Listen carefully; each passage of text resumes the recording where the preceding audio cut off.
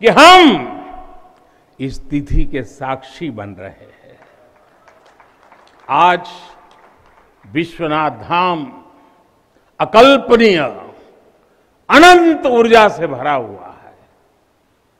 उसका वैभव विस्तार ले रहा है। इसकी विशेषता आसमान छू रही है।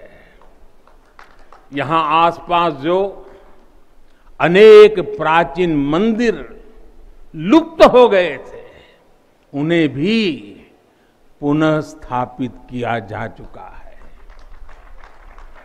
बाबा अपने भक्तों की सदियों की सेवा से प्रसन्न हुए हैं, इसलिए उन्होंने आज के दिन का हमें आशीर्वाद दिया है। विश्वनाथ धाम का ये पूरा नया परिसर एक भव्य भवन भर नहीं है, ये प्रतीक है हमारे भारत की सनातन संस्कृति का। ये प्रतीक है हमारी आध्यात्मिक आत्मा का। ये प्रतीक है भारत की प्राचीनता का, परंपराओं का, भारत की ऊर्जा का, गतिशीलता का। आप यहां जब आएंगे तो केवल आस्था के ही दर्शन होंगे ऐसा नहीं है। आपको यहां अपने अतीत के गौरव का एहसास भी होगा। कैसे प्राचीनता और नवीनता एक साथ सजीव हो रही है, कैसे पुरातन की प्रेरणाएं भविष्य को दिशा दे रही हैं, इसके साक्षात दर्शन विश्वनाथ धाम परिसर में हम कर रहे हैं। साथियों, जो मां गंगा उत्तर वाहिनी होकर बाबा के पांव पखारने काशी आती है, वो मां गंगा भी आज बहुत प्रसन्न होगी। अब जब हम भगवान विश्वनाथ के चरणों में प्रणाम करेंगे, ध्यान लगाएंगे, तो मां गंगा को स्पर्श करती हुई हवा हमें स्नेह देगी, हमें आशीर्वाद देगी।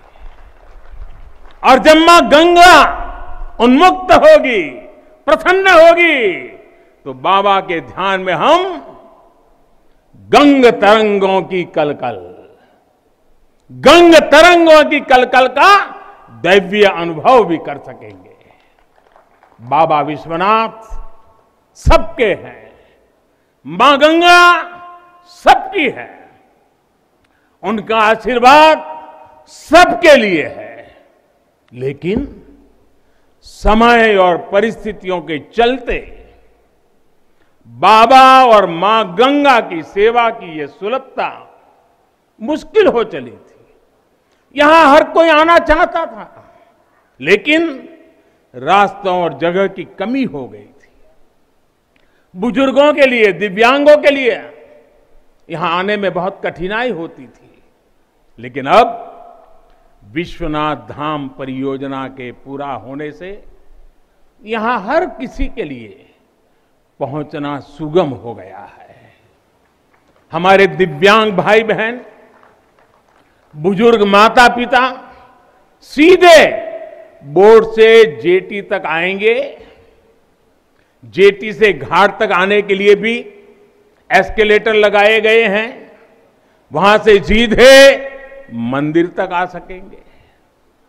संकरे रास्तों की वजह से दर्शन के लिए जो घंटों तक का इंतजार करना पड़ा था, जो परेशानी होती थी, वो भी अब कम होगी। पहले यहां जो मंदिर क्षेत्र केवल 3000 वर्ग फीट में था, वो अब करीब 5 लाख वर्ग फीट का हो गया।